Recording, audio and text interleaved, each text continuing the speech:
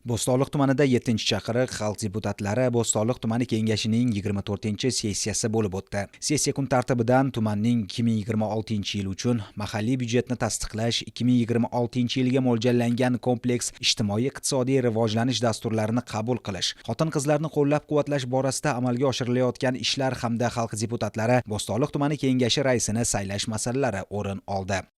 Muhtaram Prezidentimiz Shavkat Miromonovich prezidentlik lavozimiga kirishgan yilida mahalliy kengash raisi va hokimlik lavozimlarini bir-biridan ajratish, ochiqlik, shaffoflik va hisobdorlikni kuchaytirish mamlakatimizni rivojlantirishning yangi bosqichidagi asosiy vazifalardan biri ekanligini ta'kidlaganlar. Ushbu takliflar keyinchalik yangilangan konstitutsiyada o'z aksini topib, xalq deputatlari kengashiga uning deputatlari orasidan qonunga muvofiq saylanadigan rais boshchilik qilishi haqida qonun normalari belgilanishi orqali mustahkamlandi. Davlatimiz rahbarining 2024-yil 2-fevraldagi imzolagan farmoni bilan mahalliy kengashlar zimmasiga vazifa va funksiyalar faqatgina qonun hujjatlari bilan yuklanishi, vakillik organlari xalqning haqiqiy xalq ovoziga aylanishi, shuningdek davlat hokimiyati organlari faoliyatini kuchli kengash, hisobdor va tashabbuskor hokim tamoyili asosida yo'lga qo'yilishi belgilandi.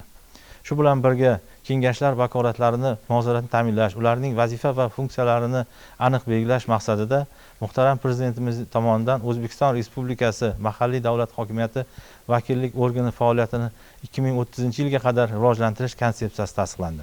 Sessiyada xotin-qizlarni har tomonlama qo'llab-quvvatlash borasida olib borilgan ishlar atroflicha tahlil qilindi. Vazirlar Mahkamasining 2022-yil 31-martdagi 145-sonli qaroriga asosan tumandagi 59 ta mahallada o'tkazilgan xatlovlar natijasida 6-bosqich ayollar daftariga 4400 nafar xotin-qiz kiritildi. Ularning bandligini ta'minlash va ijtimoiy muammolarni hal etish bo'yicha aniq natijalarga erishildi.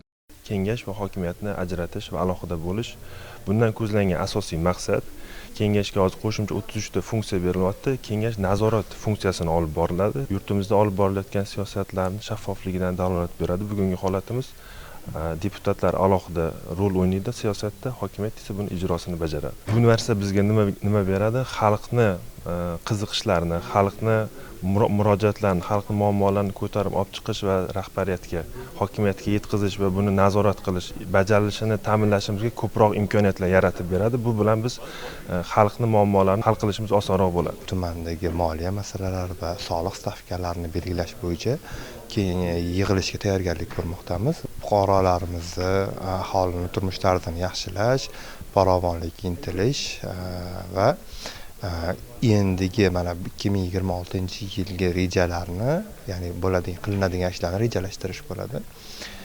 Va bundan tashqari yana aytishimiz mumkinki, 2026-yilga qo'yilayotgan shu ustuvor vazifalarni belgilashda mana bugungi shu sessiya asosiy o'rin tutadi deb o'ylayman. Jumladan dasturda sanoat sohasini rivojlantirishga alohida e'tibor qaratilib, 2026-yilda sanoat mahsulotlarini ishlab chiqarish hajmini 107,2% ga oshirish, qishloq xo'jaligi mahsulotlarini qayta ishlash quvvatini kengaytirish ko'zda tutilgan. Qishloq xo'jaligi sohasida esa ishlab chiqarish hajmini 3,9 trillion so'mga yetkazish hamda barqaror o'sish sur'atlarini ta'minlash rejalashtirilgan. Sessiyada ko'rib chiqilgan masalalar Bo'stonliq tumanining 2026-yildagi iqtisodiy salohiyatini mustahkamlash, hududlarni izchil rivojlantirish va aholining farovonligini oshirishga qaratilgani bilan ahamiyatli bo'ldi.